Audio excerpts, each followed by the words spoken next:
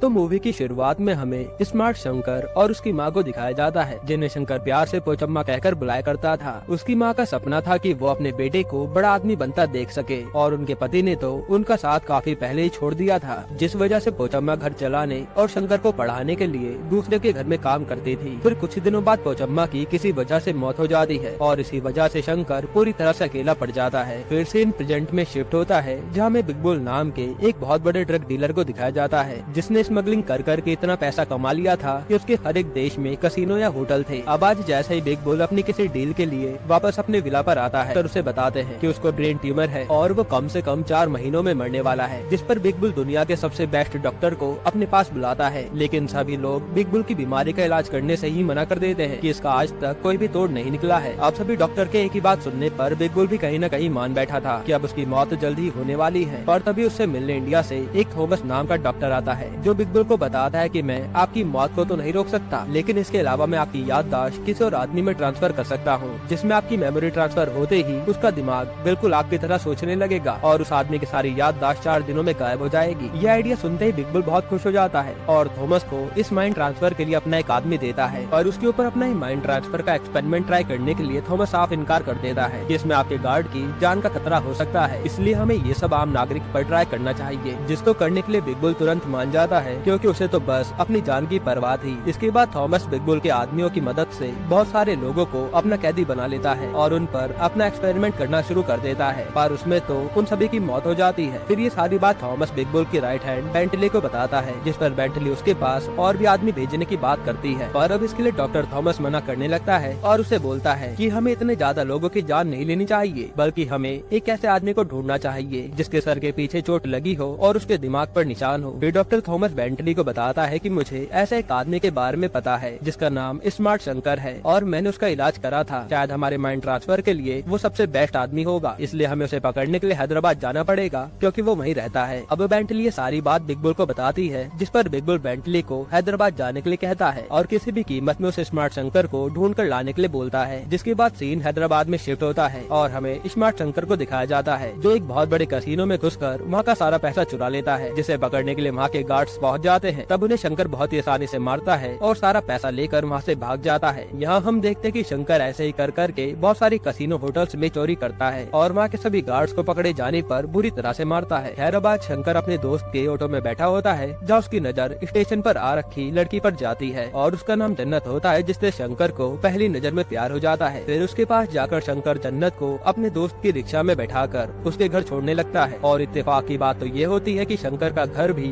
उसी के साइड में था, जिससे शंकर को बहुत ज्यादा खुशी होती है। पर जन्नत को शंकर बिल्कुल सही आदमी नहीं लग रहा था, इसलिए वो जल्दी से अपने घर पहुंचकर माँ का गेट बंद कर देती है। इसी के बाद तो शंकर बस अपने दोस्तों से जन्नत की बातें करने लगा था, जैसे उसने बिल्कुल ठान लिया था कि वो अब उससे शादी कर रहेगा। फिर वो जन्नत से कई बार बात करने की कोशिश भी करता है, लेकिन जन्नत उससे बात करने से मना कर देती है। जिसके अगले दिन शंकर फिर से चोरी करने किसी क्लब में पहुंच जाता है, जहां वो देखता है कि इस क्लब की इंचार्ज तो असल में जन्नत ही है। अब शंकर जैसे ही वहाँ से चोरी करके भागने लगता है, उसे पकड़ने खुद जन्नत आ जाती है, जो शंकर के मास्क पहने होने के कारण उसे पहचान नहीं पाती। हालांकि यहाँ जन्नत अपनी पूरी कोशिश करती है शंकर को पकड़ने की, लेकिन शंकर उसे धक्का देकर वहाँ से निकल जाता है। फिर अगले दिन उस क्लब का मैनेजर जन्नत को अपने ऑफिस में बुलाकर क्लब की ठीक से निगरानी न कर पाने के लिए जॉब से निकाल देता है। इससे जन्नत बहुत दुखी होती है और ठान लेती है कि वो चोर को पकड़ कर रहेगी, जिसकी वजह से उसकी नौकरी चली गई। फिर शंकर जन्नत के पास आकर उससे फिर से फ्लर्टिंग करने लगता है, लेकिन जन्नत उसे अपने घर से बाहर निकाल देती है। वहीं दूसरी तरफ हम देखते हैं कि बेंटली और थॉमस अपने आदमियों के साथ हैदराबाद पहुंच जाते हैं, जगह अपने दोस्तों के साथ बैठकर शराब पीने लगता है। तब उसे पकड़ने बेंटली अपने आदमी के साथ पहुंच जाती है, लेकिन उन्हें तो शंकर बहुत ही आराम से मार देता है। तब बेंटली ये सारी बात बिग बुल को बताती है,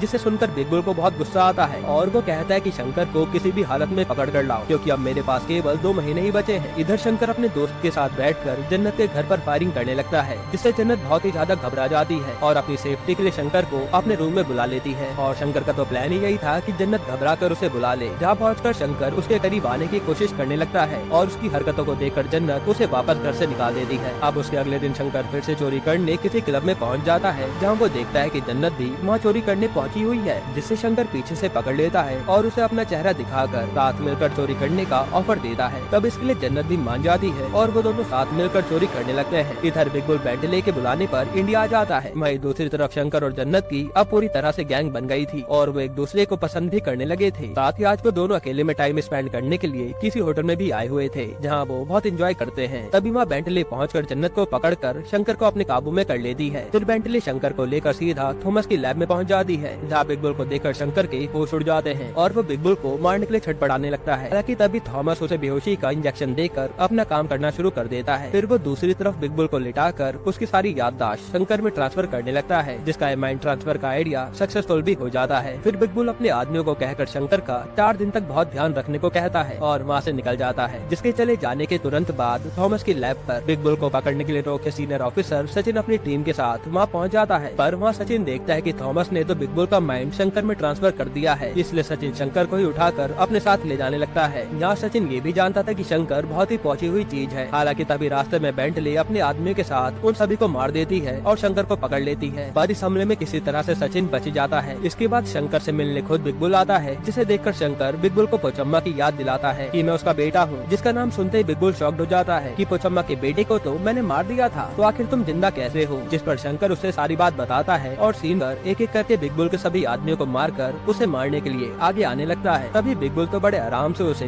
अपनी हिरासत में ले लेता है, लेकिन शंकर किसी भी तरह बचकर वहाँ से निकल जाता है और जन्नत के पास पहुंचकर उसे बात बताता है। तब जन्नत सीधा ये बात सचिन को बता देती है। वही दूसरी तरफ बिग बुल बेंटली को शंकर के घर भेज देता है, जहाँ हमें एक बहुत शॉकिंग बात पता चलती है कि शंकर ने आज तक जितने भी कसिनो लूटे थे ना, वो सभी बिग बुल के होते हैं। इधर शंकर को पकड़ने के लिए सचिन अपनी टीम को भेज देता है और वो लोग उसे पकड़कर ऑफिस ले आते हैं। वही बिग बुल का आदमी जन्नत को किडनैप कर लेता है। अब यह सचिन शंकर के पास जाकर उससे पूछताछ करने लगता है, जहाँ शंकर कभी भी बिग बुल में चेंज हो जाता था। तब ये देखकर सचिन उसका फायदा उठाने लगता है और शंकर के मन में बिग बुल की यादों से उसके सारे काले धंधों के बारे में इंफॉर्मेशन निकालता है। पर तभी शंकर की याददाश्त वापस आ जाती है और वो जल्दी से एक लैपटॉप लेकर बिग बुल के सभी पासवर्ड को चेंज कर देता है। वहीं दूसरी तरफ बिग बुल का आदमी जन्नत को लेकर सीधा बिग बुल के पास पहुंच जाता है, जहां हमें पता चलता है कि जन्नत असल में एक इनकम टैक्स ऑफिसर है, जो अब तक छुप कर काम कर रही थी और उसका भी मेन टारगेट बिग बुल है, इसलिए तो वो उसके कैसीनो में काम कर रही थी। तभी बिग बुल के पास नोटिफिकेशन आती है कि उसके अकाउंट के पासवर्ड चेंज हो गए हैं, जो देखकर बिग बुल को बहुत गुस्सा आता है और वो जन्नत से कहकर शंकर को अपने पास बुलाता है। तब शंकर के साथ सचिन की पूरी टीम जाने लगती है, पर तभी बीच रास्ते में शंकर बिग बुल में बदल जाता है और वो उन सबको उतार कर वहाँ से सीधा बिग बुल के पास चल देता है। फिर वहाँ पहुंचकर शंकर बिग बुल के सामने जन्नत को पहचानने से ही साफ इनकार कर देता है, जिसे देखकर बिग बुल शंकर का टेस्ट लेने लगता है। बिग बुल यहाँ देखना चाहता था कि शंकर पूरी तरह से बिग बुल बना या नहीं, जिसमें शंकर बिग बुल के सभी सवालों के सही जवाब दे देता है और बिग बुल को पूरा यकीन हो जाता है कि शंकर अब उसमें पूरी तरह से बदल चुका है। अब इसी खुशी में बिग बुल और शंकर रात में जश्न करते हैं और खूब एंजॉय करते हैं। फिर उसके अगले दिन जन्नत शंकर को बेहोश करके बिग बुल के पास से भगा लाती है और सचिन को कॉल करके इसकी इन्फॉर्मेशन देती है, जिस पर सचिन जन्नत को पास के किसी पुलिस स्टेशन पर जाने के लिए कहता है और जन्नत वैसा ही करती है। वो नजदीकी थाने में पहुंच जाती है ताकि बिग बुल के लोग वहां पर ना पाएं, लेकिन वहां पहुंचकर शंकर फिर से बिग बुल में बदल जाता है और पुलिस स्टेशन को अपना अड्डा समझकर एटीट्यूड के साथ बैठा होता है। तभी शंकर की नजर सामने खड़ी एक औरत पर जाती है, जिसका नाम भी पोचम्मा होता है और एक पुलिस वाला पोचम्मा को चोरी के इल्जाम में टॉर्चर कर रहा था, जिसे देखकर शंकर बिग बुल से वापस शंकर में बदल जाता है और उस पुलिस वाले को मारने लगता है। साथ ही वो पूरे पुलिस स्टेशन में तोड़फोड़ कर देता है, जिसके बाद शंकर पोचम्मा को लेकर वहाँ से निकल जाता है, क्योंकि उसे उस औरत में अपनी माँ नजर आ रही थी। साथ ही शंकर पोचम्मा से कहता है कि अब तुम मेरे साथ ही रहना, क्योंकि तुम्हें देखकर मुझे मेरी माँ की याद आती रहेगी और मैं